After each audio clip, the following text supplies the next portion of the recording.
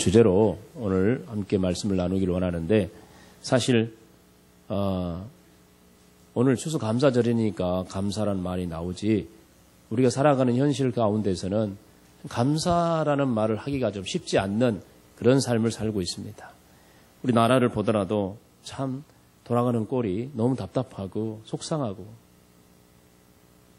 참 원통하고 허무하기도 하고, 백성들이 다 그런다 하더라고요.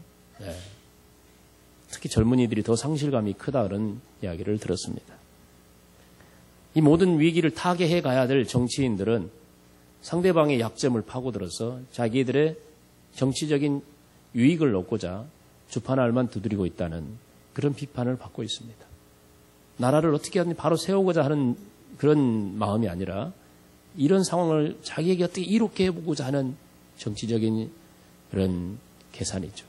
자, 그런 것들이 훤히 보이고 있는데도 그런 모습을 보면서 백성들은 너무 속상한 거예요.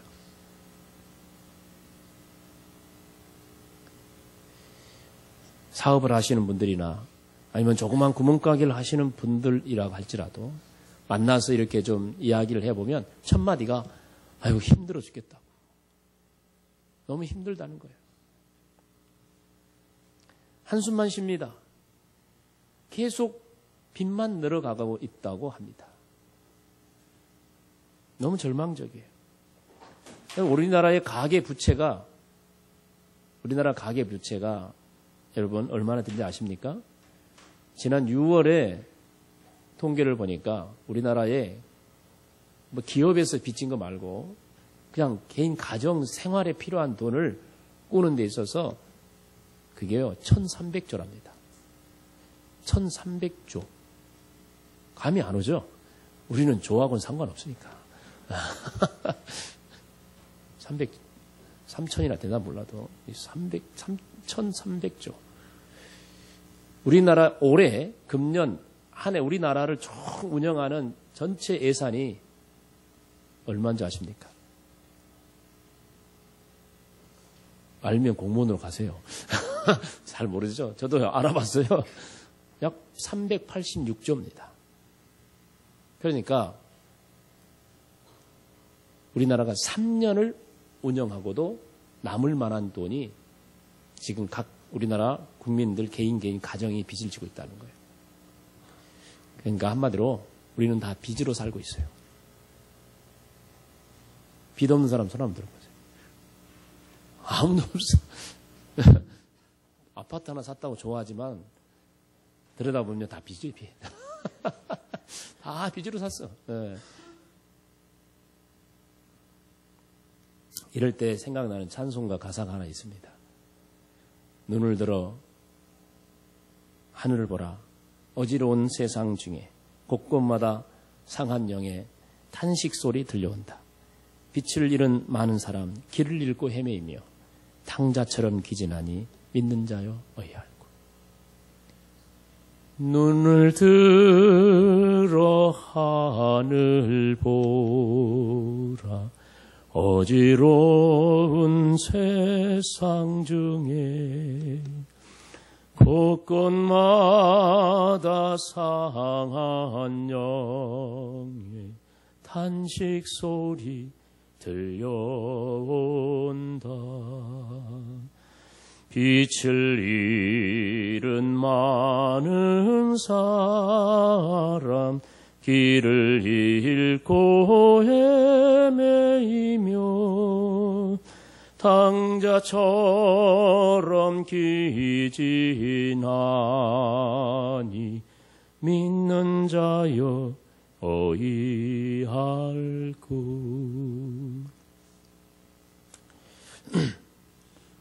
찬양 불렀는데 이제 마음이 그냥 쓸쓸하고 괴롭습니다.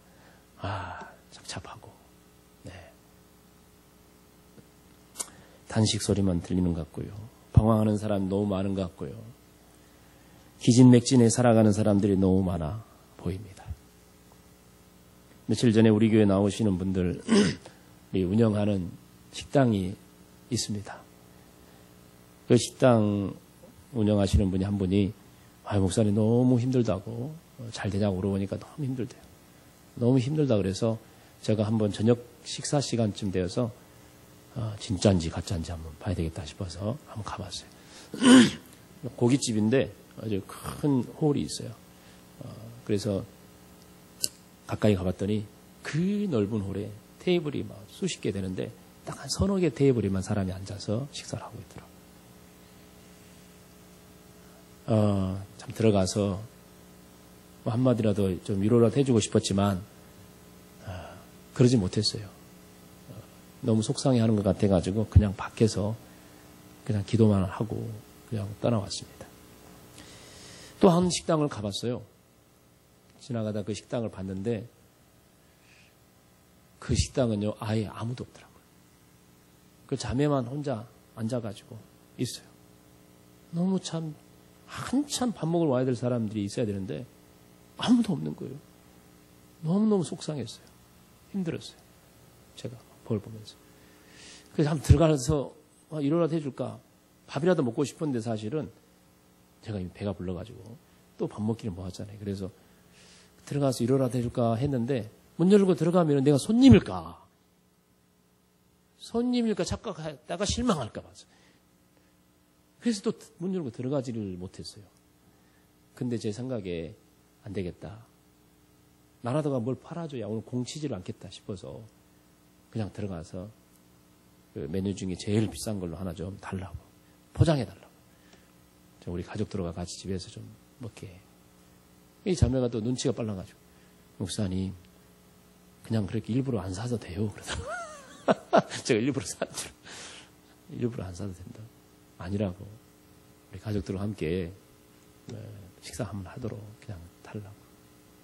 그러면서 이제 앉아서 이야기를 한 2시간 동안 하게 됐는데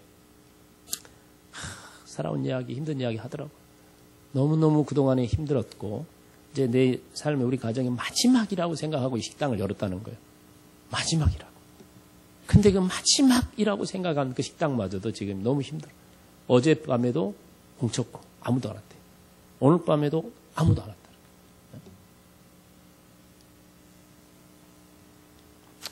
너무너무 참 그 이야기 들으면서 마음이 아팠고 지금 식당 운영하다가 1억 5천을 빚졌다 하더라고요.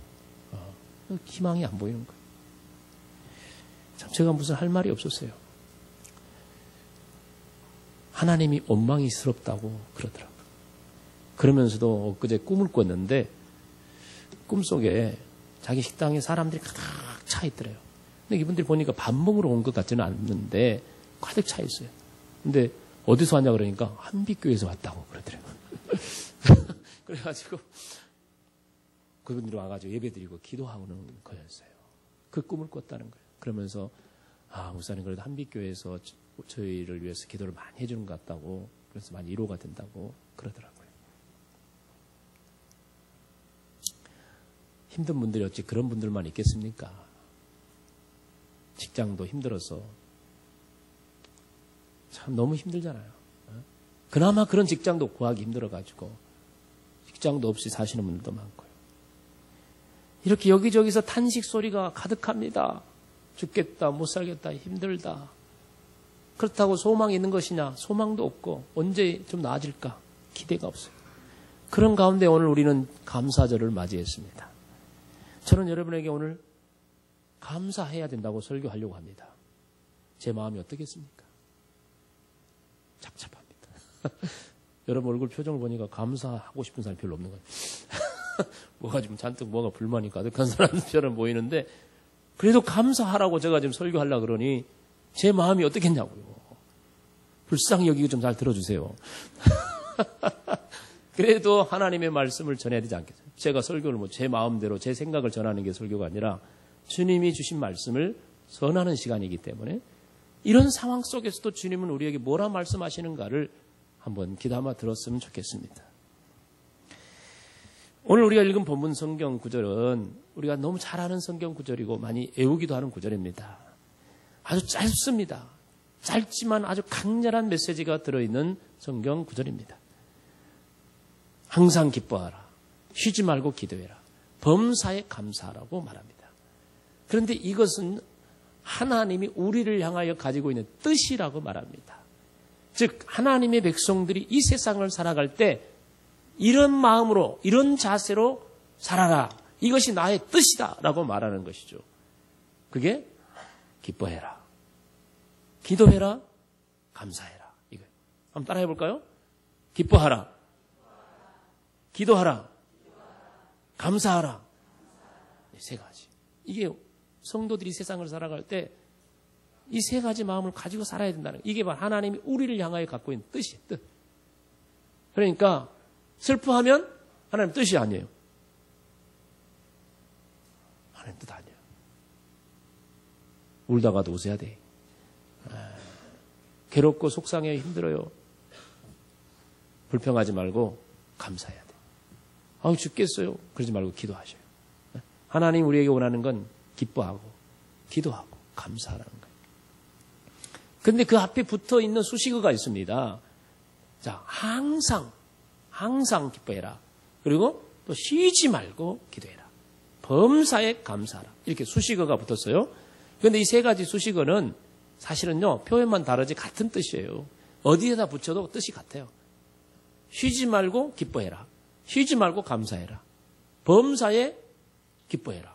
범사에 기도해라. 뭐 다 어디에 붙여도 같은 뜻으로 쓰입니다. 슬플 때든지 기쁠 때든지 힘들 때나 평안할 때나 일이 잘 될 때나 안 될 때나 부유할 때나 가난할 때나 사업에 대박이 나든지 막 망해버리든지 어떤 때든지 건강할 때든지 아플 때든지 합격할 때나 불합격할 때든지 취직이 되든지 안 되든지 행복하게 느껴질 때나 내가 너무 불행하게 느껴질 때든지 가정이 평안할 때나 가정이 너무 막 꼬이고 안 되든지 어떤 상황에 있든지 너희는 항상 기뻐하고 어떤 상황이든지 너희는 쉬지 말고 기도하고 어떤 상황이든 너희는 범사에 감사해라. 이것이 너희를 향한 나의 뜻이다. 주님이 그렇게 말씀하고 있습니다. 주의 뜻입니다. 우리는 이 주의 뜻을 알고 순종해야 될 줄 믿습니다. 오늘은 특별히 감사주일이기 때문에 범사에 감사해라. 이것이 주님의 뜻이라는 말씀을 가지고 또 한번 생각해 보겠습니다. 이 범사에 감사하라고 하는 이 말씀은 도대체 무슨 뜻일까? 무슨 뜻일까? 첫째로는요, 모든 일이 잘 될 때 감사하라는 거예요. 모든 일이 잘 되어갈 때 감사해라. 아니, 목사님, 그건 당근 아닙니까? 당근. 감사하고, 형통할 때, 잘 될 때, 근심 걱정 없을 때, 사업이 성공했을 때, 뭐, 대박 났을 때, 당연히 감사할 일 아닙니까? 죽을 병이 걸렸는데 나 나와버렸어. 아이고, 당연히 감사할 일이죠. 맞습니다, 여러분. 당연히 감사할 일이죠. 당연히 감사할 일인데 당연한 걸 못하는 사람이 너무 많아요. 너무나 당연하고 마땅한 일인데도 그렇지 못한 사람이 너무 많다는 거예요. 특별히 감사의 대상이 하나님이 아닌 것이 너무 많아. 하나님이 주셨고 하나님이 잘되게 해주셨음에도 불구하고 하나님께 감사하지 않아. 그래서 성경에 보면 죄에 대해서 어떤 것이 죄냐? 죄에 대해서 말할 때요. 이런 말씀을 하고 있어요. 로마서 1장 21절에 보면 하나님을 알되 하나님을 알아요. 하나님을 믿어요. 믿는 성도들이에요. 근데 그들이 하나님을 영화롭게도 않고 뭣도 안 한다? 감사하지도 않고 오히려 그 생각이 허망하고 미련한 마음이 어두워져 있다 그랬어요. 디모데후서 3장 2절에도 말합니다. 사람들이 자기를 사랑하며 돈을 사랑하며 자랑하며 교만하며 비방하며 부모를 거역하며 그다음에 뭐 한다? 감사하지 않아. 거룩하지도 않고. 이 죄의 모습들을 나열하면서 감사하지 않는 것을 죄라고 말하고 있어요.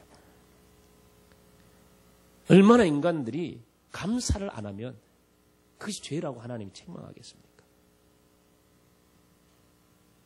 어느 날 예수님께서요. 갈릴리 마을과 사마리아 지역의 경계에 있는 한 마을을 지나가게 됐습니다. 그 마을을 지나가는데 한 10명의 나병 환자들이 저 멀리서 예수님을 향하여 간절하게 부르짖었어요. 우리를 불쌍히 여겨주세요, 예수님. 우리를 불쌍히 여겨주셔서 우리를 고쳐달라고 부르짖고 있습니다. 나병 환자들은 전염성이 있기 때문에 사람들하고 가까이 하지 못해요. 가까이 오지도 못하고 저 멀리서 제발 우리를 불쌍히 여겨달라고 큰 소리 치고 있어요. 그러니까 예수님께서 그들을 고쳐주셨는데 여러분, 나은 자들이 누굽니까? 나병 환자. 여러분, 지금도 나병 환자들이 우리나라에도 있지 않습니까? 그래서 그들은 격리 수용되죠. 그래서 대표적으로 여수에 가면 그 예향원 근방에 그게 살고 있고, 또 고흥 밑에 가면 소록도 그 섬이 나병 환자들이 살고 있는 거예요. 그렇게 격리 수용하고 있습니다. 예. 옛날 우리 어렸을 때만 해도요, 나 환자들이요, 동네 찾아다니고 구걸하고 다니고 얼마나 무서웠는지 몰라요. 예? 근데 격리 수용하고 하니까 좀 나아졌는데, 근데 무엇보다도 이제 그 약이 좋은 약이 많이 나와서 이제 치료가 되고 더 발전되지 않고, 그렇기 때문에 지금은요, 그 나환자촌들이요 없어지고 있어요. 없어지고 있어요. 이제 더 이상 환자가 없기 때문에 그런 추세가 되고 있는데, 이 예수님 당시만 해도 이 나환자들의 치료약이 많지 않았기 때문에 그 한 번 걸리면요 불치병이에요. 죽는 거예요. 온 몸이 썩어갑니다. 우리 선교회 그 임원 중에 한 분이 나환자촌에서 목회하시는 분이 있어요. 자기 진주 쪽에. 그래서 그 교회에 한번 갔는데요. 저보다 설교를 하고 갔어요. 설교를 하고 있는데 앉아있는 성도들이요. 여러분과 같이 다 이쁘고 아름다운 게 아니에요. 눈이 막 틀어져 있고, 코가 삐뚤어 있고, 막, 손이 막, 손가락이 안 보이고, 막, 이런 분들 앉아있더라고요. 근데 그런 분들도 찬양을 너무 열심히 잘 하신대. 그 모습만 봐도 은혜가 돼.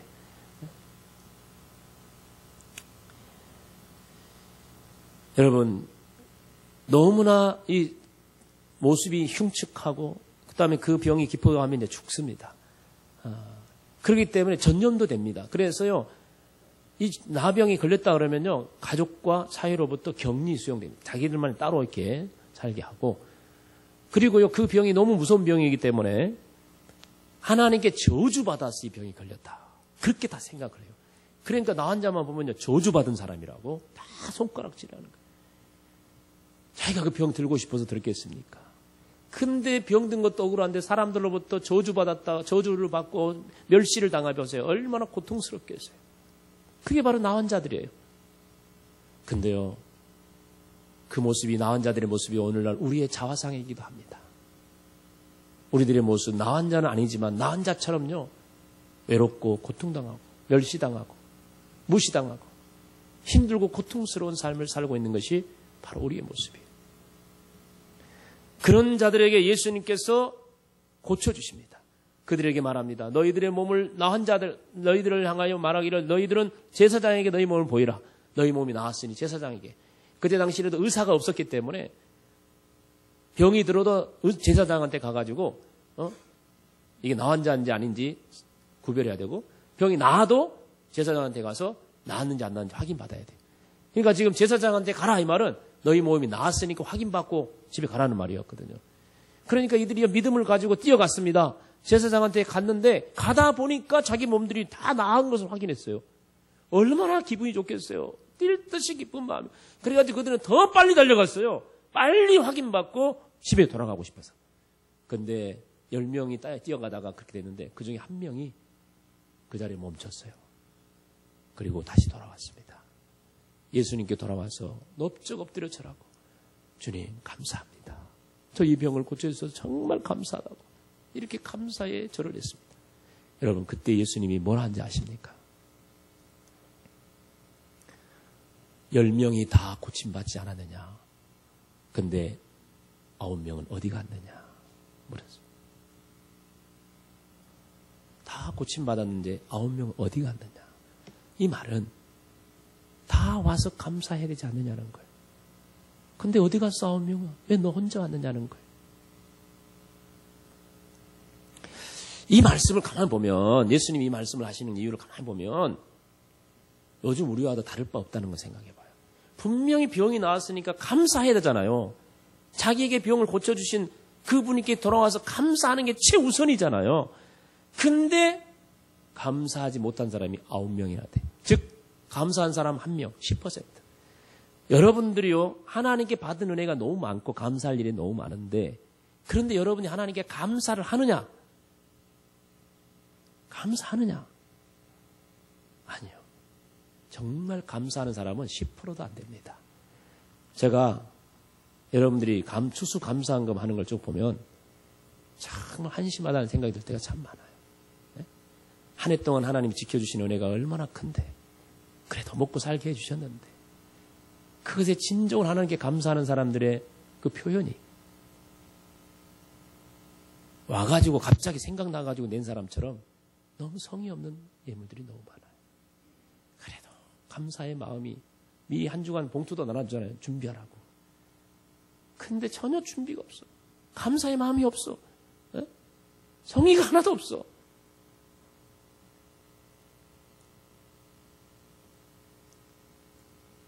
주님이 9명 어디 갔느냐 말씀하신 것처럼 너희들 중에 진짜 감사하는 자가 어디 있느냐라고 말씀하시는 것처럼 들립니다.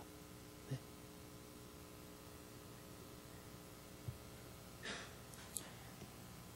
예수님은 진심으로 돌아와서 감사를 드리는 이 사람은요 사마리아 사람이에요. 버림받은 사마리아 사람인데 그 사람이 와서 감사한 걸 보고 너에게 구원이 임하였다고 축복하십니다. 10명 중에 10명이 다 나병이 고침받은 축복을 누렸지만 감사한 사람은 거기에 플러스 알파 영혼이 구원받는 축복도 누리게 된 줄 믿습니다. 감사하는 자에게는 플러스 알파의 축복을 주시는 줄 믿습니다. 감사하셔야 돼요. 범사에 감사하라라는 의미, 두 번째 의미를 한번 생각해 보십시오. 두 번째 의미는요, 모든 일들이 잘 안 되어질 때도 감사라는 거예요. 잘 되어질 때 감사는 마땅하지만 잘 안 될 때도 감사라는 것은 좀 이상합니다. 안 됐는데 뭘 감사라는 거예요? 잘 일이 안 풀리는데 뭐가 감사라는 거예요? 몸이 아파 죽겠는데 뭘 감사라는 거예요? 시험에 떨어져 버렸는데 뭘 감사라는 거예요? 근데 주님께서는 그래도 감사하라고 하십니다. 참 주님 이상하시다. 참 우리 마음으로는 참 이해가 안 되는 말씀이기도 합니다. 우리 요즘에 많이 기도하고 있는데 우리 김경수 집사님 딸 예빈이 고등학교 1학년인데 얘가 이게 혈소판 수치가 낮아졌어요. 그래서 병원에서는 조심해야 된다고 자꾸 말하는데 정상인은 뭐 혈소판이 15만 개가 있어야 되는데 얘는 뭐 10,000개밖에 안 되는 거예요. 그래서 어제 병원에 가서 다시 이제 검사하는 날에 가가지고 갔는데 10,000개보다 더 떨어졌다는 거예요. 위험하다. 그래서 수혈을 받아야 된대요. 그래서 어제 갑자기 수혈까지 받게 됐어요. 우리가 기도를 안 했다면 몰라도 늘 새벽마다 기도하고 있고 그런데도 더 나아져야 되는데 안 좋아지는 걸 이야기 듣고 제 마음이 많이 상했어요. 어제. 너무 하나님 왜 이러실까? 막 이런 마음이 들더라고요. 그래서 또 나도 그러는데 그 부모는 마음이 어떨까? 예빈이 마음 어떨까 싶어서 급히 또 신방을 갔어요. 가가지고 갔는데 예빈이도 눈물 직직 흘리고 그것을 보고 또 이 묵직한 남자잖아요. 이은지 경제. 그걸 보고 또 눈물 질질. 너무너무 참 그 마음이 그 모습을 보고 속이 너무 상했어요. 마음이 아프고. 거기 가가지고 그래도 감사하세요. 제가 만약에 그런 말 하면 돌에 맞아서 쫓겨났을 거예요. 그 분위기에 무슨 감사예요 지금. 네? 그래서 감사하는 말도 못했어요. 하나님이 도와주실 겁니다. 눈을 들어 산을 보아라. 도움이 어디서 올까?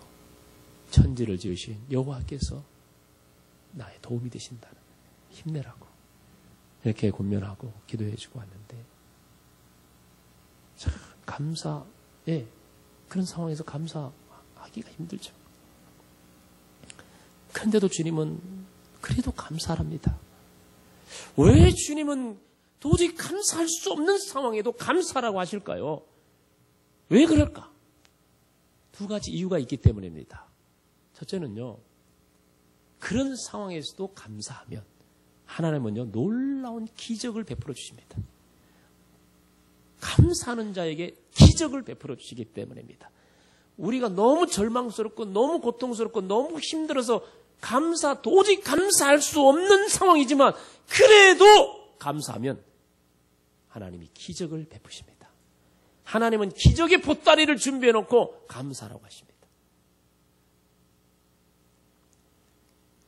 어제 국민일보에 난 기사를 한번 제가 소개합니다. 죽음의 문턱에서 3번이나 살아난 이 송재식 목사님에 관한 이야기가 실려 있었습니다. 이송 목사님은 1991년도에 파리로 유학 갔는데 거기에서 마피아 일당에게 총을 맞습니다. 15발이나 맞았어요. 죽었어요? 살았어요? 죽었겠어요? 살았겠어요? 죽었으면 제가 뭐하러 이랬냐 하겠습니까? 예? 그래도 살아나셨어요. 기적처럼 살아나요. 건강하게 학위까지 다 받고 돌아와가지고 전라남도 광주에서 아주 목회를 잘 하셨어요. 그런데 2003년도에 또 급성 간염이 찾아와가지고 병원에서는 치료 불가능, 사형 선고를 받습니다. 얼마나 낙심됐겠어요. 근데 교회에 휴가를 내고 제주도, 공기 좋은 제주도에 가서 요양을 하면서 날마다 제주도 갯바위에 가가지고 하나님께 부르짖습니다. 하나님 살려주세요. 아직 제가 할 일이 많은데요. 제발 좀 살려달라고 간절하게 부르짖었어요. 3개월을 그렇게 부르짖었는데 놀랍게도 3개월 후에 몸이 점점 힘이 나는 거예요. 힘이 막 나는 거예요. 봄 기운이 싹이 쏟아나시더니 몸에 막 힘이 나는 거예요. 하나님이 치료해 주셨습니다. 그래서 돌아와가지고 다시 목회를 시작했는데 죽었다가 살아난 사람이 설교하니까요. 은혜가 되는가 봐요. 그래서 저도 가끔 한번 기도해요. 죽이지는 마시고 죽었다가 살려주세요. 그럼 은혜가 많이 되는가 봐요. 그 교회가 막 은혜가 되고 부흥이 됐어요. 그래서 다른 목사님도 잘 나가는 목사라고 소문이 났어요. 너무너무 이제 막 성장하니까. 잘 됐어요. 모든 게 다 잘 되고 있었어요. 근데 또 한 번 위기가 찾아왔어요. 2011년도에 갑자기 뇌졸중이 찾아올 거예요. 뇌졸중은요, 온몸이 마비되고 말도 안 나오는 거예요. 또 어떻게 설교할 목회가 돼요? 그래서 또 목회를 그만둬야 되는데 교회에서는 안 된다고. 얼마나 좋으니까 치료하고 돌아오시라고. 그렇게 하고 목사님이 다시 요양을 시작했는데 얼마나 3번이나 죽을 위기를 당하니까 아무리 목사님이라도 견딜만 하겠어요? 그래서 마음에 그냥 불평이 나오고 원망도 나오고 막 탄식이 나오고 막 그런 거예요. 그러니까 옆에 사모님이 계시면서 하시는 말씀이 목사님 그래도 우리 한번 억지로라도 감사를 좀 해보십시다. 도저히 감사할 상황이 아니지만 그래도 억지로라도 감사거리를 찾아서 한번 감사해 보십시다. 한번 생각해 보세요. 죽지 않고 살아있는 건 그래도 감사하지 않아요. 그래도 우리 교회 성도들 보세요. 그런 상황에서도 목사를 사랑하고 아끼고 기도해주고 기다려주는 얼마나 좋은 성도도 있잖아요. 우리 감사해 봅시다. 그래서 이 목사님이 그날부터 노트를 하나 만들어 놓고 매일매일 3가지씩 감사 제목을 찾아서 감사를 적기 시작했어요. 감사 노트에 감사를 적었어요. 그렇게요. 101일째 그렇게 감사를 하게 됐는데요. 101일째 되는데 화장실에서 거울을 보고 마음속에 나 빨리 나와서 손이 안 움직이는데 2 손을 들고 성도들한테 축복 기도를 빨리 했으면 좋겠다. 그런 마음으로 손을 이렇게 살며시 들어봤는데 이게 들리더라는 거예요. 말도 못했는데 말이요. 더듬더듬 말이 나온 거예요. 그래서 감사합니다. 이렇게 하면서 말이 막 나오기 시작했어요. 놀랍게도 2년 만에 다시 강단에 서서 설교를 하기 시작했고 지금요 아주 교회를 크게 부흥시킨 그런 훌륭한 목회를 하고 있다. 그런 신문의 기사를 봤습니다. 여러분 3번이나 죽을 고비에서도 살아나신 분. 그 비결은 감사에 있는 줄 믿습니다. 도저히 감사할 수 없는 상황이지만 억지로라도 감사거리를 찾아서 감사를 하기 시작했을 때 기적이 임한 줄 믿습니다. 감사하면 기적이 임합니다. 놀라운 기적이 일어납니다. 절망되십니까? 너무 힘듭니까? 너무 괴롭습니까? 아무것도 되는 게 없습니까? 그래도 감사하십시오.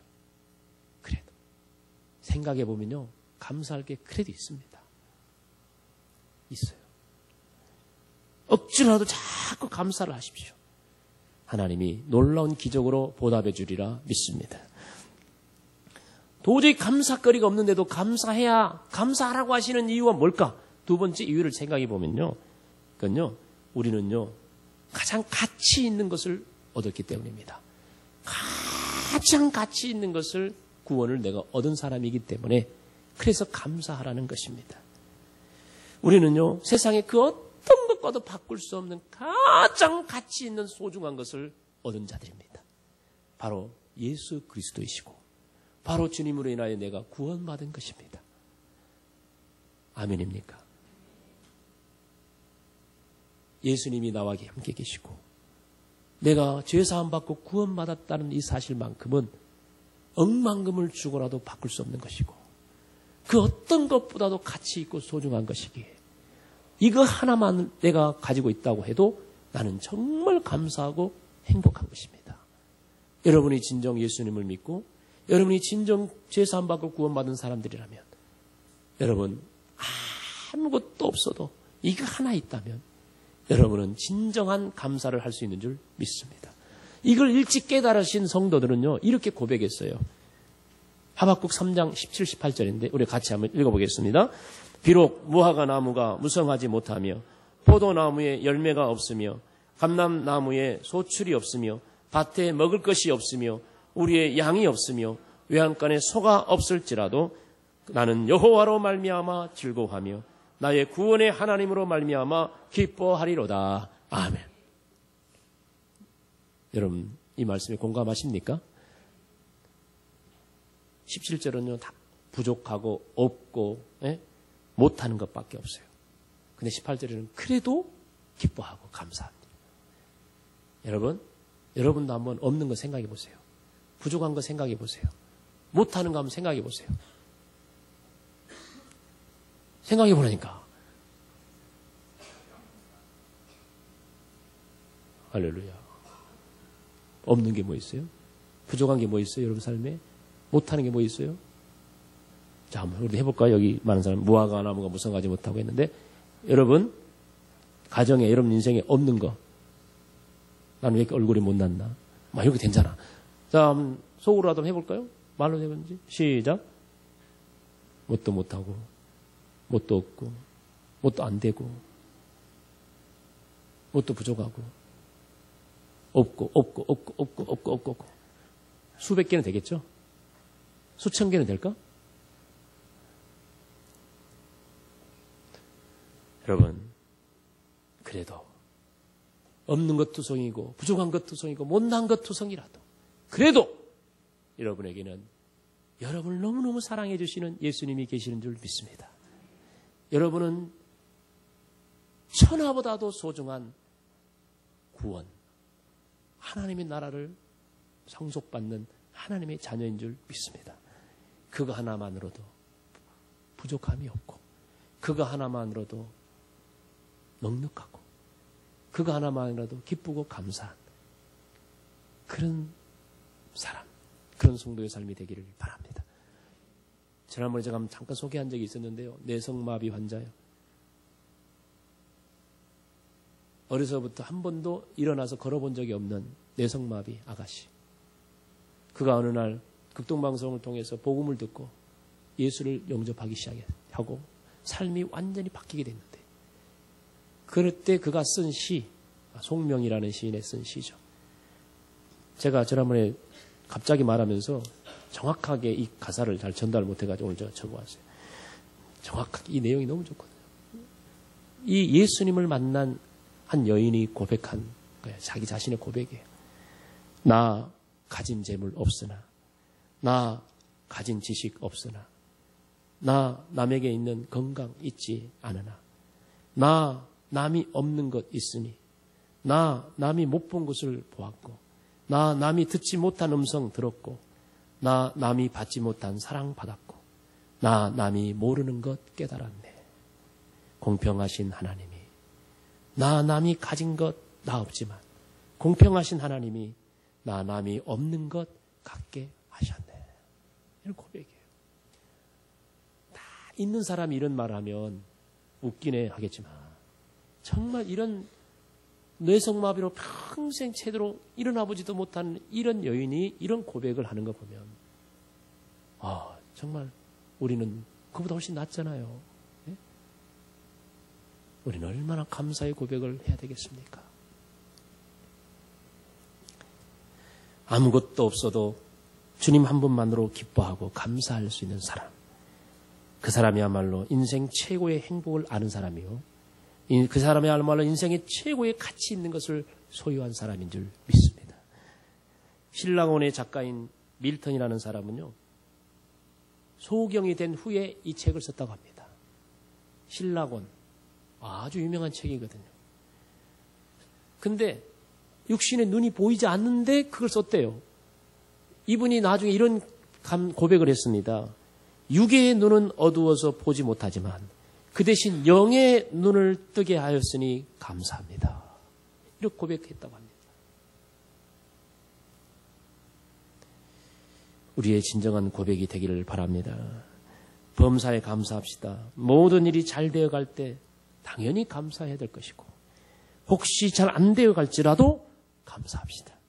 왜냐하면 감사하면요 놀라운 기적이 임하게 되고 우리에게는요 그 어떤 것보다 소중한 예수님 구원이 있기 때문입니다. 늘 감사하는 삶 살아가기를 주의 이름으로 축원합니다. 우리 함께 기도하겠습니다. 말씀을 생각하면서